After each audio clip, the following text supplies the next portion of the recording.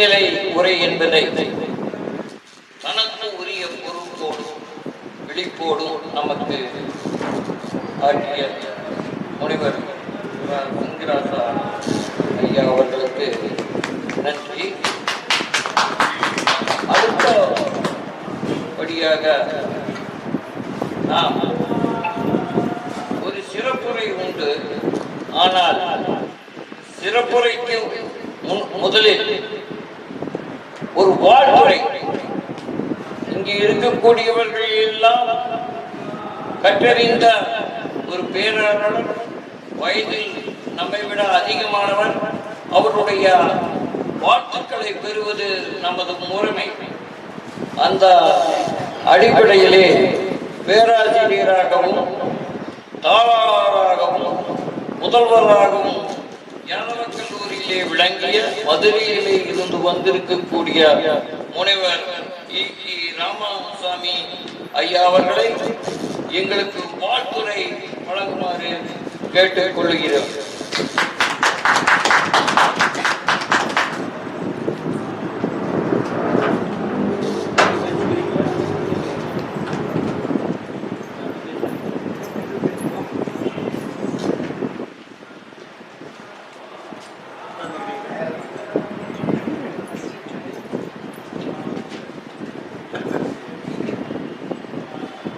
வாழ்க வளமுடன், வாழ்க தமிழுடன்.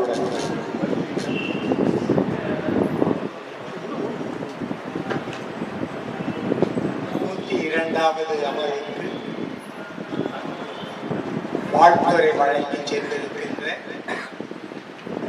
அன்புக்கு பாராட்டக்கூடிய சீரழசீர் அடிகளாரும் தாளாளருமாகிய நம்முடைய வழிகாட்டியவர்களுக்கு முதற்கண் நம்முடைய நன்றியை தெரிவித்துக் கொள்ளுகின்றோம்.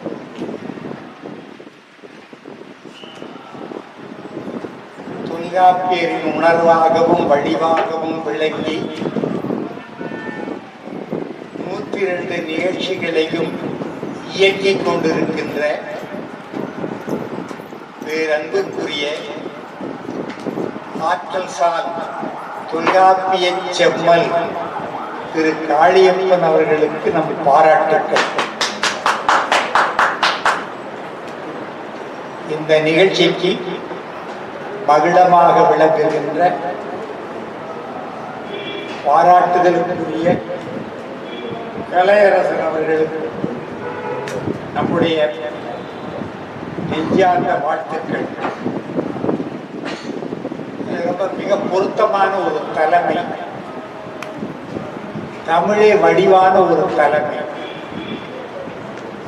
பிள்ளைகளுக்கு தூய தமிழ் பெயர் சூட்டினார் என்பதை இங்கு அவர் பெருமையுடன் இதுதான் தமிழ் கல்வியை பயில்கின்ற சான்றோர்கள் இந்த சமூகத்திற்கு விட்டு செல்லுகின்ற பண்பும் பயனும் ஆகும். பிறகு தென் தமிழகத்திலும் குறிப்பாக தஞ்சை, கரூர், திண்டுக்கல் போன்ற பகுதிகளிலும் தொல்காப்பிய மன்றம் என்ற ஒன்றை தொடங்கி செவ்வனை களப்பணியாற்றி வருகின்ற நாங்கள் செல்லமாக தொல்காப்பிய இழப்பன் என்று அழைக்கின்ற இந்த நிகழ்ச்சிக்கு அணி சேர்க்கின்ற அன்பு தம்பி அவர்களுக்கு என்னுடைய வாழ்த்து. பிறகு எங்கள் கல்லூரியிலே தோல்வியின்றி பயின்று முதுகலை பயின்று ஆய்வு நிறைஞர் பட்டம் பெற்று முனைவர் பட்டம் பெற்று சங்க இலக்கியத்தில் கழிக்கு போர், சங்க இலக்கியத்தில் போரும் அமைதியும், தமிழ் கல்வி ஆகிய மிகச்சிறந்த நூல்களை படைத்திருக்கின்ற எங்களுடைய ஆருயிர் இளவர் முனைவர் சிங்கராஜா அவர்களையும் நான் வாழ்த்துகிறேன்.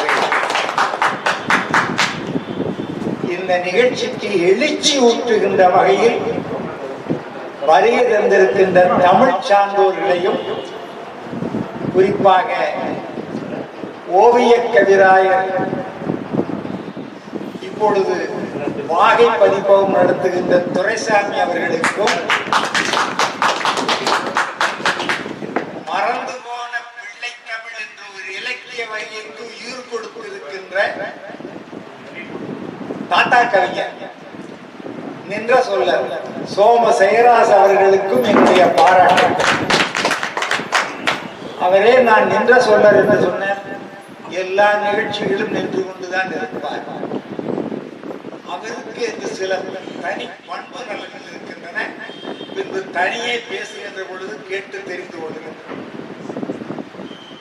மரபாக தமிழ்தாய் பாட்டு பாடுகின்றவர், வரவேற்புரை நல்கியவர், தலைமை தாங்கியவர், முன்னிலை உரை நிகழ்த்தியவர், பின்னர் சிறப்புரை நிகழ்த்தவிருக்கின்றவர், இன்னும் பல்வேறு பொறுப்புகளை தாங்குகின்றவர்கள், இந்த நிகழ்ச்சிக்கு சிறப்பு அழைப்பாளர்களாக வந்து பங்கு கொண்டு நிகழ்ச்சிக்கு மெருகூட்டுகின்றவர்கள், அத்தனை பேரையும் நான் நெஞ்சார வாழ்த்துகின்றேன், பாராட்டுகிறேன். தொல்காப்பிய இழப்பனை பற்றி சொல்ல வேண்டும் என்றால், தன்னுடைய வருமானத்தில் ஓய்வு ஊதியத்தில் செம்பாதியை தொல்காப்பிய பரப்புரைக்காக செயல்படுத்த தொல்காப்பிய அன்பர்கள் எங்கெல்லாம் இருக்கிறார்களோ அங்கெல்லாம் ஓடி சென்று அவர்களுக்கு பரிசு நல்கி, புத்தகம் நல்கி, பட்டாடை அணிவித்து அவர்களை பற்றிய தகவல்களை திரட்டி ஆவணப்படுத்துகின்றனர். அந்த வகையிலே 102வது ஆவணத்தில் இடம்பெறுகின்றவர் நம்முடைய தொல்காப்பிய செம்மல் காளியப்பன் அவர்கள். அழைப்புதலை தயார் பண்ணியிருக்கார், நிகழ்ச்சியை கட்டமைத்திருக்கிறார். படித்து பார்த்து நிகழ்ச்சியினர்களை தெரிந்து கொண்டோம். ஆனால் கட்டமைப்பு அவருடைய அசைவுகளை பார்த்துத்தான் தெரிந்து கொள்ள வேண்டியிருக்கிறது. எப்போ இதை செய்வார், எப்பொழுது இதை செய்யக்கூடாது, புத்தகம் வழங்கினால் மேடையில் இருப்பவர்கள் என்ன செய்வோம், பரிசும் சிறப்பும் எப்பொழுது செய்யப்பட வேண்டும் என்பதையெல்லாம் அவர் படிப்படியாக திரைப்பட இயக்குனர் போல எங்களை இயக்கிக் கொண்டிருக்கிறார். அந்த உற்சாகமும் ஆர்வமும் அவருடைய குருதி ஓட்டத்தில் கலந்திருக்கின்றன. தொல்காப்பியர் சிலைக்கு முனைவர் இ. சுந்தரமூர்த்தி அவர்கள் அந்த விழாவிலே சிறப்பு செய்திருக்கிறார். ஒப்பிலக்கிய பேரறிஞர் மருதநாயகம் அவர்கள் சிறப்பு செய்திருக்கிறார். அவர் அமெரிக்க நாட்டு இந்திய அவர்கள் சிறப்பு செய்திருக்கிறார். அடிகளார் சிறப்பு செய்திருக்கிறார். இதற்கிடையிலே அந்த கல்வெட்டிலே இந்த தமிழ் செம்மலுடைய பெயரும் பொறிக்கப்பட்டிருக்கிறது. உங்கள் ஆவணம் இந்த வளாகத்திற்குள் வந்தால் தான் தெரியும். என் தம்பி இகழப்பன் செய்திருக்கின்ற ஆவணம் தமிழகம் முழுவதும் தெரியும் என்பதை தெரிந்து கொள்ளுங்கள். உங்கள் எண்ணிக்கை குறைவு, ஆனால் உங்கள் அறிவும் புலமையும் மரியாதையும் அதிகம். தென்தமிழ்நாட்டிலே குறைந்தது 50 பேரை பார்க்கலாம். தொழிற்சங்க கூட்டத்தில் தொல்காப்பியரை பற்றி ஒரு நிகழ்த்தப்படும். அங்கே 200 பேர் அமர்ந்திருப்பார்கள். அது தமிழின் ஈரம் காயாத மதுரை, தமிழ்ச்சங்கத்தின் தமிழ் மனம் கமழுகின்ற வருகை. ஏனே அங்கிருந்து நாங்கள் வந்திருந்திருக்கிறோம் என்பதை தன்னுடைய ஆற்றல் அறியாரிடத்தும் தன்னைத்தான் புகழ்தல் குற்றம் அன்றே என்ற தொல்காப்பிய நன்னூல் நூற்பாவை காட்டி என்னுடைய உரையினை தொடங்குகிறேன். வாழ்த்துரை நீண்டு செல்லக்கூடாது, நன்றி உரை நீண்டு சொல்லக்கூடாது, அறிமுக உரை நீண்டு செல்லக்கூடாது, இணைப்புரையும் நின்று செல்லக்கூடாது. இந்த இலக்கணம் எல்லாம் எனக்கு தெரியும். அதே போல மரபு நிலை விரியில் என்னவாகும் என்று அவர் சொல்லி காட்டினார். மரபு மீறல் தொல்காப்பியர் காலத்திலே இருந்தது என்பதையும் அவருக்கு சொல்லி காட்ட விரும்புகின்றேன். அதெல்லாம் ஒரு பக்கம் இருக்கட்டும். இந்த நிகழ்வு விவாத மேடை அல்ல, பொதுவான ஒரு பொழிவு மேடை. ஆகையினால நான் ஒரே ஒரு கருத்தை மட்டும் நான் உங்களுக்கு சொல்லி என்னுடைய வாழ்த்துறையை முடித்துக் கொள்கின்றேன். ஆங்கிலத்திலே சொல்லுவார்கள், நீங்கள் ஒரு நொடி பொழுதை செலவிட்டால் கூட அது மற்றவர்களுக்கு அறிவு பூசலை வளர்ப்பதாக இருக்க வேண்டும். அறிவு பூசல் என்றால் என்னென்றால் ஒரு சிக்கலை உருவாக்குவதாக இருக்க வேண்டும். அடைப்புக்குள்ள சொல்ற மாதிரி it should be a problem oriented topic என்று சொல்லுவார்கள். அது அறிஞர்கள் போட்டியில, இன்டெலெக்சுவல் டோர்னமெண்ட்ல அது இயல்பாக வந்தாக வேண்டும். அந்த வகையில மின்வெட்டு போல ஒரே ஒரு கருத்தை மட்டும் நான் உங்களுக்கு சொல்ல விரும்புகின்றேன். நீங்கள் எல்லோரும் தொல்காப்பியம் படித்திருக்க மாட்டீர்கள். ஒரு சிலர் கேட்டிருப்பீர்கள், சிலர் படித்திருப்பீர்கள், படித்து மறந்திருப்பீர்கள். எங்களுக்கு தொல்காப்பியம் நடத்துவதுதான் தொழில். அதை நடத்துகின்ற வாய்ப்பு இந்த பிறவியில் யாம் பெற்ற பேரு. ஒரு பொழுதும் நான் அது சலித்து போனதே இல்லை. ஆகையினால முன்பு தலைப்பிலே சுட்டி காட்டியது போல உங்களில் சிலர் ஆய்வு பார்வை உடையவர்களாக இருந்தீர்கள், தேடல் உடையவர்களாக இருந்தீர்கள். ஆகையினால தொல்காப்பிய புறத்திணை வாகை திணையுள் வரும் ஒரு துறை, திணையினுடைய உட்பிரிவு துறை, புறத்திணையில் வருவது. அந்த வாகத்திணையில் வரக்கூடிய ஒரு துறை அறுவகைப்பட்ட பார்ப்பன பக்கமும். என்ன காளியப்பன் சரியா வந்துச்சுன்னா, அறுவகைப்பட்ட பார்ப்பன பக்கமும் என்பது சரியா, அறுவகை மரபு அமரர் பக்கம் என்பது சரியா? ஆங்கிலத்தில் டெக்ஸ்டுவல் கிரிட்டிசிசம் என்று சொல்லுவார்கள். இதைய முடிவு பண்ணிடுவோமா? ஒரு 4 நிமிடங்களுக்குள்ள முடிவு பண்ணிடுவோமா? இந்த அறுவடைப்பட்ட பார்ப்பன பக்கம் 6 கடமைகளை செய்கின்ற பார்ப்பனருடைய பணிகள் எவை? வேட்டல், வேட்பித்தல், ஓதல், ஓதுவித்தல், ஈதல், ஏற்றல். இப்படித்தான் இளங்கோவனார் உரை எழுதியிருக்கிறார். நச்சினார்க்கினியர் உரை எழுதியிருக்கிறார். நம்முடைய கேள்வி என்னவென்றால், இதுவரைக்கும் நாம பார்க்கறதுல வேள்வி செய்கிறார்கள், வேள்வி செய்ய சொல்லுகிறார்கள், வேதத்தை ஓதுகிறார்கள், வேதத்தை கற்பிக்கின்றார்கள், ஏற்கிறார்கள், காணிக்கையை ஏற்கிறார்கள், ஈகிறார்களா? நல்லா பாருங்க. எல்லாரும் கோயிலுக்கு போறீங்கன்னு நினைக்கிறேன். அர்ச்சகரை பார்ப்பீர்கள் நினைக்கிறேன், பார்ப்பீர்கள், அனுபவிப்பீர்கள் நினைக்கிறேன். ஏற்றல் இருக்கிறது, ஈதல் அவர்களிடத்தில் இருக்கிறதா? இரண்டாவது, வேள்வி செய்வார்கள், வேள்வி செய்ய சொல்லுவார்கள். இரண்டிலும் அவர்களுக்கு பயன் இருக்கிறது இல்லைங்களா? வேதத்தை ஓத சொல்லுவார்கள், ஓதுவார்கள். இந்த 2ல அவர்களை தவிர மற்ற பிரிவினருக்கு பயன் உண்டா? நான் திருமண வீட்டிலே போய் மாங்கல்யம் தந்தனானே நவதி பரகேதனா என்று சொன்னால் ஏற்றுக்கொள்வார்களா? நான் வழிபாட்டு உரை சொன்னால் ஏற்றுக்கொள்வார்களா? நான் குடமுறுக்கு விழா நடத்தினால் ஏற்றுக்கொள்வார்களா? என் தாய்மொழியில் சொன்னால் ஏற்றுக்கொள்வார்களா? இவர்களுக்கு வாகை திணையில் என்ன வேலை? வாகை என்றால் போரில் வெற்றி பெற்றவர்கள் கொண்டாடுகின்ற இடம். அங்கே இவர்களுக்கு என்ன வேலை?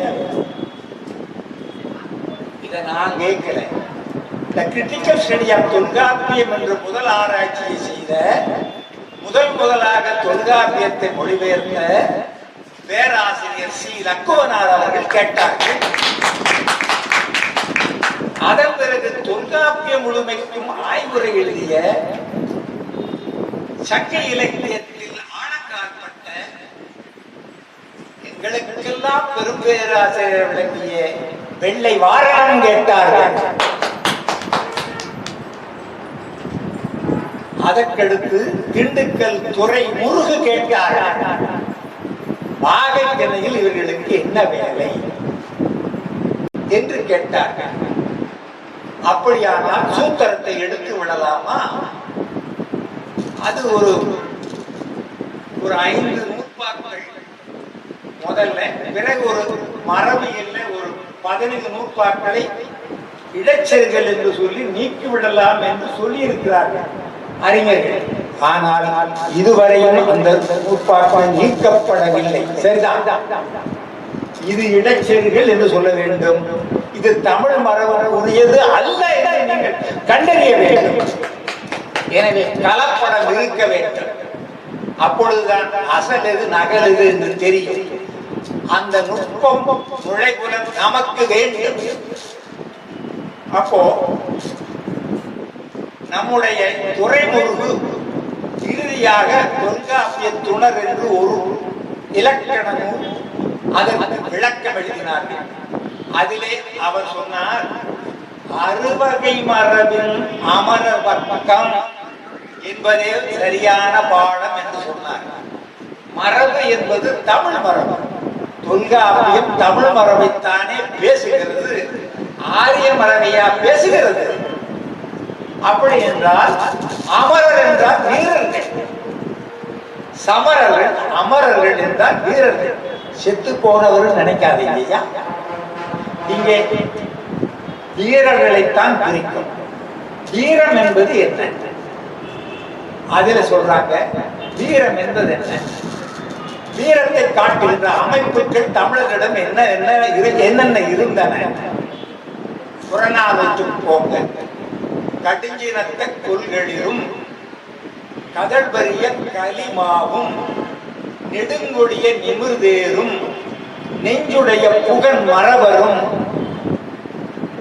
யானைப்படை, குதிரைப்படை, தேர்ப்படை, காலாட்படை, இந்த 4 படையும் தூதுவரும் ஒற்றரும். திருக்குறள் தூது ஒற்றாளர் இதெல்லாம் சேர்ந்தாதான், செம்மையா இயங்கினாத்தான் போரிலே ஒரு மன்னன் வெற்றி பெற முடியும். எனவே வாகத்தினை யாரை சொல்லுகிறது என்றால், இந்த 4 வகை படையினரையும் எதிரியினுடைய பலவீனத்தை அறுந்து வருகின்ற ஒற்றர்களையும் அதற்கு முன்பு சமாதான முயற்சி செய்கின்ற தூதர்களையும் குறிப்பதாக அமைகிறது என்று துறைமுருகு சொல்லி இருக்கிறார். இது தொல்காப்பிய உரைகளிலே எழுந்த வளர்ச்சி, இலக்குவனாருக்கு பின்னே வந்த ஆராய்ச்சியின் வளர்ச்சி. எனவே தொல்காப்பியத்தை அரைத்தமாவை கொண்டே அரைக்காமல் புது பொருள் காண்பதிலே நீங்கள் நாட்டமுடையவர்களாக இருக்க வேண்டும். இங்கே பரிமாறப்பட்ட தகவல்களை அள்ளி சென்று உங்கள் பேர பிள்ளைகளுக்கு கிள்ளி கொடுங்கள். கூட்டம் வரவில்லையே என்று சொல்லி தளர்ச்சி அடைய வேண்டாம், உடல் தளர்ச்சி வேண்டாம், உள்ள தளர்ச்சி வேண்டாம். சென்றவடன் எப்பொழுது செருக்கோடுதான் இருக்க வேண்டும். தடைக்கற்கள் உண்டென்றாலும் தடந்தோள்கள் உண்டென்று சிரிக்க வேண்டும். நன்றி. தொல்காப்பியர் வாழ்க.